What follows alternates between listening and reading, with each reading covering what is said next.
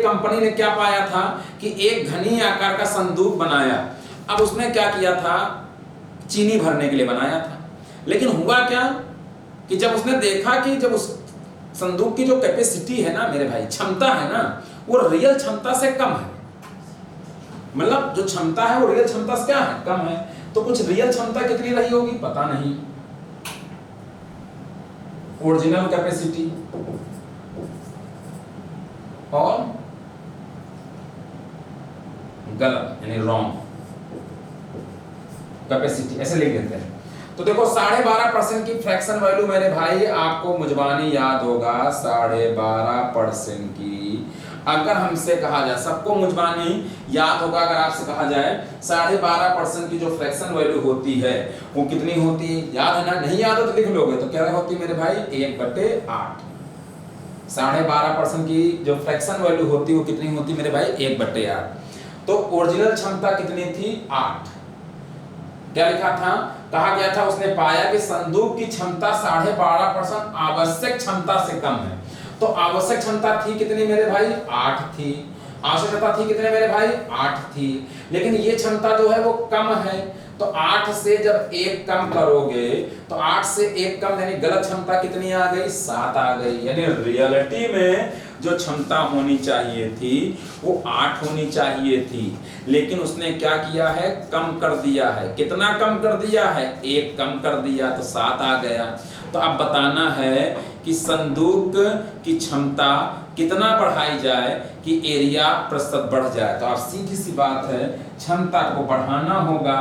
कितना बढ़ाना होगा, तो 7 है, 8 लाना है, तो वृद्धि करना होगा यानी इंक्रीज करना होगा।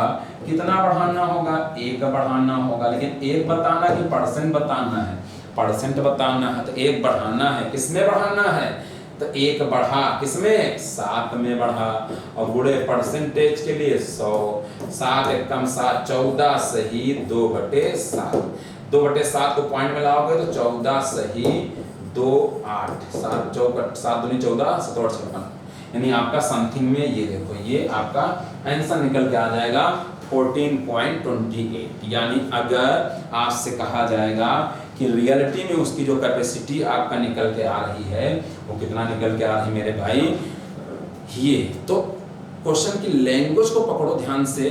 कंपनी ने कहा गया था कि आकार का बेचने के लिए बनाया गया था। उसने देखा, कंपनी ने एक घनी आकार का 15x13x6 सेंटीमीटर संदूक चीनी बेचने के लिए बनाया था, परंतु बाद में ये पाया कि संदूक की क्षमता 12.5% आवश्यक क्षमता से कम है। यानी जो आवश्यक क्षमता थी मेरे भाई, जो रियल क्षमता थी ना मेरे भाई, उससे ये कम है। तो रियल क्षमता अगर हम 12.5% का मतलब होता है 1/8।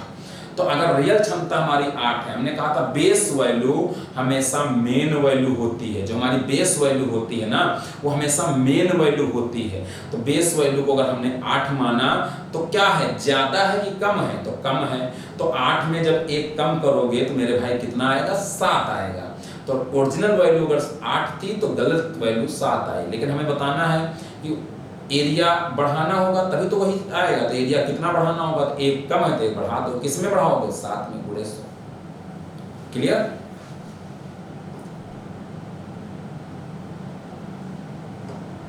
अगला क्वेश्चन, मजदूर को प्रति घंटे की मजदूरी 12.5% बढ़ाई जाती है। मजदूर को प्रति घंटे की मजदूरी, अगला क्वेश्चन बढ़ाओ, मजदूरों की प्रति घंटे मजदूरी 12.5% बढ़ाई गई, जबकि साप्ताहिक कार्य के घंटों में के % घटाया गया। मजदूरी में कोई बदलाव ना हो इसके लिए के का मान क्या होगा। 12.5% की मैंने अभी फ्रैक्शन वैल्यू लिखा है, क्या लिखा मेरे भाई 12.5% की अगर आपसे कहा जाए फ्रैक्शन वैल्यू मैंने अभी लिखा था, क्या होता है फ्रैक्शन वैल्यू, तो हमने कहा था 1/8 होता है। 12.5% की अगर हमसे कहा जाए फ्रैक्शन वैल्यू क्या होती है तो 1/8 होता है।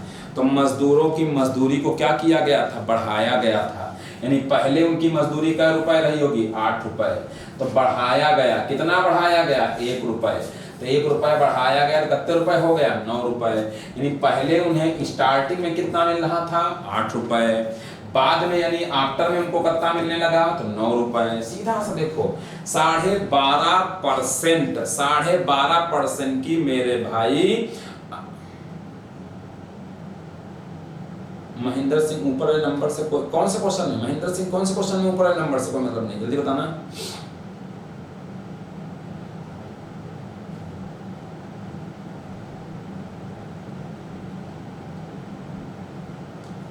पंद्रह कहाँ 15 है महेंद्र, कौन से क्वेश्चन में 15 किस में है? अच्छा 15 वाले में ये, हाँ इससे कोई मतलब ही नहीं है, इनसे कोई क्वेश्चन मतलब नहीं है। ये सब आपको ऐसे लैंग्वेज लिखी, ये सब जब बेसिक लगाओगे ना आप एकदम कॉन्सेप्टुअल, तब आपको इन सब क्वेश्चन मतलब होता है। मुजबानी लगाओ, ओरली टिक करो। 12.5% कम है, 12.5% की फ्रैक्शन वाले 1/8 आ गए, यानी 8 थी तो एक कम है 7 आ गई। कितना बढ़ाना है? 1 बढ़ाना है। किसमें बढ़ाना है? 7 में। 100 आंसर आ गया। बस सीधा आपको मुजबानी लगाते हुए चले जाना है। ऐसा नहीं है, इससे कोई मतलब ही नहीं। ये लाइनें जो लिखी हुई थी मेरे भाई, इससे कोई मतलब नहीं। सीधा 12.5% कम है, बस सीधा लैंग्वेज पकड़ना, ध्यान समझना। देखो तो 12.5% की फ्रैक्शन वैल्यू कितने हो गई? 1/8। तो पहले मजदूरी का रुपए रही होगी 8 रुपए, अब बढ़ा दी गई कितने रुपए हो गई? 1 रुपए, 9 रुपए हो गई। अब कहा गया उनके घंटों में कितना कमी की जाए कि मजदूरी में कोई बदलाव ना हो। तो मजदूरी में जब कोई बदलाव ना हो तो जितना बढ़ाए उतना कम कर दो। तो 8 रुपए थी, 1 रुपए बढ़ा दे रहे हो तो 9 रुपए हो रही, तो 1 रुपए कम कर दो। बस कोई बदलाव नहीं करना है, तो जितना बढ़ाए हो उतना कम कर दो। तो 1 रुपए कम करोगे, किस में कम करोगे? लेकिन अब 9 में कम करोगे और बुढ़े 100 हो जाएगा। 11 सही 1/9, यानी आंसर 11 से 1/9 मतलब 11.1111। यानी अगर आपसे कहा जाएगा कितने परसेंट, तो आपका आ जाएगा 11.11%। कल का समय निकला कितना? 4। अच्छा सुनो ध्यान से, कल जो है दिन में मेरे पास समय है, तो कल दिन में आप लोग क्लास जो है वो 1:30 PM से 1:30 कल दिन में, और शाम को भी अगर समय रहेगा शाम को भी पढ़ाएंगे, वो कल की बात है। 1:30 PM से 4 PM तक की क्लास रहेगी परसेंटेज की। लेकिन सॉरी 2:30, 2:30 बजे से, 1:30 नहीं 2:30 बजे से परसेंटेज क्लास। ओके, तो कल आपका डेमो में ही पढ़ाएंगे इसको, डेमो में सबके लिए रहेगा, फ्री ऑफ कास्ट आपका। तो कल भी आपको आपका कोई भी आपको जिनको भी पढ़ने का इच्छा होगी वो पढ़ सकते हैं।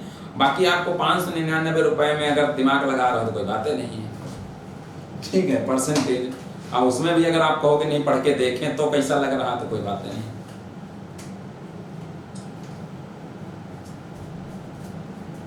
नहीं अभी तो पढ़ा ही रहे हैं, अभी कहीं जा ही नहीं रहे हैं।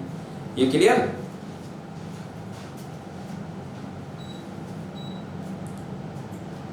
तो कल मेरे भाई 2:30 बजे से लेके 4 बजे तक का परसेंटेज क्लास चलेगी आगे दिन में, और बाकी शाम को रात में भी चलेगी। शाम को तो हम पढ़ाते हैं, शाम को चलेगी, ये एक्स्ट्रा है, ये एक्स्ट्रा क्लास है। टाइमिंग बाकी कोई परिवर्तन नहीं है।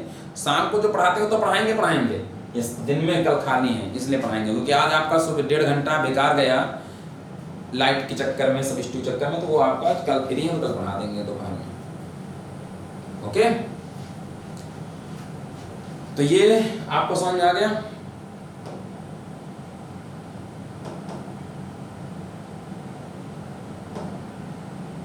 अगला क्वेश्चन, चीनी की कीमत में 25% वृद्धि हो जाए तो 25% की फ्रैक्शन वैल्यू सीधा आप लगाओगे क्या होती है? बोलो मेरे भाई 1/4, यानी पहले चीनी 4 रुपए में थी तो वृद्धि हो गई तो 1 रुपए बढ़ गया, तो कितने रुपए हो गई? 5 रुपए हो गई। सीधा से लगाओ। चीनी की कीमत पहले क्या रुपए थी मेरे भाई? 4 रुपए थी पहले। एक बार और कौन सा सौरभ यादव जी, एक बार और कौन सा क्वेश्चन? चीनी की कीमत 25% वृद्धि हो जाए, पढ़ो क्वेश्चन क्या लिखा? चीनी की कीमत में 25% की वृद्धि हो जाए, 25% वृद्धि, 25% की फ्रैक्शन वैल्यू कितनी आ गई? 1/4, यानी पहले मेरे भाई चीनी का रुपए में थी 4 रुपए में, पहले मेरे भाई चीनी का रुपए में थी 4 रुपए में। अब क्या हुआ बोलो, चीनी का रेट बढ़ गया, कितना बढ़ गया मेरे भाई, 1 रुपए, वृद्धि है ना, तो वृद्धि है तो कितना वृद्धि है, तो 1 रुपए, तो 1 रुपए बढ़ गया, कितना हो गया 5। अब कहा गया उसके यूज में कितने प्रतिशत कमी किया जाए कि खर्च में कोई प्रभाव ना पड़े, तो अब 5 रुपए में है, 4 रुपए था पहले, जब कोई प्रभाव ना पड़े तो कमी करना होगा, तो कम करोगे, कितना कम करोगे, तो 1 कम करोगे, लेकिन परसेंट बताना, तो 1 कम करोगे, किसमें कम करोगे, लेकिन 5 में कम करोगे, और गुणे 100 काटा गया। यानी अगर मेरे भाई आपसे कहा जाए कितने परसेंट आंसर आ जाएगा, देखो बहुत तेज आंसर आ रहा, वो बहुत ही बढ़िया क्वेश्चन, तो आप कहोगे 20% आ जाएगा। चाय की कीमत में 25%, प्यारे से क्वेश्चन, प्यारे प्यारे धीमे धीमे से हम लोग बढ़ते जा रहे हैं, और एक एक क्वेश्चन आराम से, चाय की कीमत में 25% की वृद्धि हो जाए, तो चाय की कीमत में जब 25% वृद्धि हो जाएगा, तो 25% की अगर आपसे कहा जाए फ्रैक्शन वैल्यू क्या होगी, तो आप कहोगे 1/4 होगी। यानी पहले चाय 4, जो हमेशा बेस वैल्यू होती है वो मेन वैल्यू, तो पहले चाय 4 रुपए में रही थी, अब वृद्धि हो गई 1 रुपए, तो 5 रुपए हो गई। लेकिन कहा गया है यूज कम करूंगा, कुल खर्चे में कोई प्रभाव नहीं करूंगा। कुल खर्चा अगर मैं 4 रुपए करता था, 4 रुपया करूंगा, उसमें कोई परिवर्तन नहीं करूंगा, चाहे बढ़े और चाहे घटे। खर्चा क्या रुपए था, 4, तो 4 रहेगा, लेकिन अब है कितने रुपए में, 5 रुपए में, जबकि मुझे खर्चा कितना करना है, 4 रुपए, तो सीधी बात है जो बढ़ा है वो कम करोगे, तो कितना बढ़ा है, 1 रुपए, तो 1 रुपए कम करना पड़ेगा। लेकिन ये 1 रुपए कम करना पड़ेगा, ये 1 रुपए कम करना पड़ेगा, किसमें कम करोगे, 1 रुपए कम